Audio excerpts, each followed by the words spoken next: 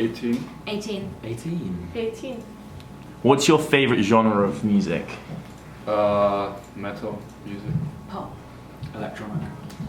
Like everything pretty much. I think the kind of vibe I get is that the video and the digipack and the website is all kind of like trippy and weird. So I think in that respect it works quite well because it is quite ambiguous, and so the audience are kind of left thinking, what's it all to do with, what's it about, and that intrigues us. But I agree with Evelyn that it's a kind of, it's almost like it's a bit too weird, that we're kind of like, I don't know whether it links perfectly with the artist that you've portrayed in the music video, but that is just for one track. So. Also, some people might be disgusted by the word because some people just don't like insects, and they'll be like, maybe not. I suppose you're like appealing to people who are kind of interested in kind of like ambiguous, quirky, trippy stuff. It really reminds me of the Flume albums, the covers. True. How he has like all these flowers, like tropical plants, No, all twisted around each other. So I really like that. But And they're of a similar genre, so that makes sense. I know of one video, and it doesn't even link to hanging really. You guys probably know it. Wrecking Ball, Miley Cyrus. Oh yeah. But that is not really hanging. So Yeah. no, I've never seen an artist seen a hanging upside man. down. No, it kind of what remind. Yeah, it reminds. It's very different. It doesn't even remind me, but coming back to the point you made, Katy Perry's Roar has her swinging on the vine. Yeah, the vine. But that Like a doesn't Tarzan make vine. either. So yeah, I think it's different, and I think that's what's cool about it. Like, it hasn't been used before. It's unconventional. In all honesty, I'm not quite sure how the Dead and Run Over Seagull links with the Planet Earthy kind of CD cover, which then works with the music video, which is a man in an asylum hanging upside down. I mean, it's all weird, but in a sense, the animals and the insect underwater and the asylum doesn't really link. So, it's really strange to me. Doesn't Yeah, really make I a don't know. campaign. Obviously, the music video is just one single from the album, so it kind of depends on what the rest of your album is trying to portray.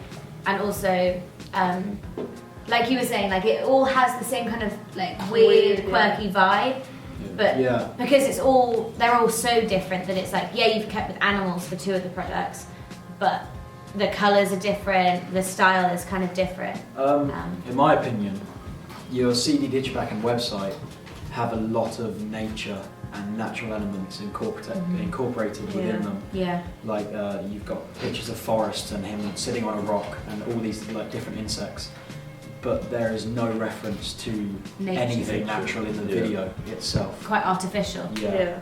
So that for me is the only difference that doesn't quite fit. I mean, for the CD digipack and the website, for me the only really similar things, except for obviously the animals, is the name of the DJ.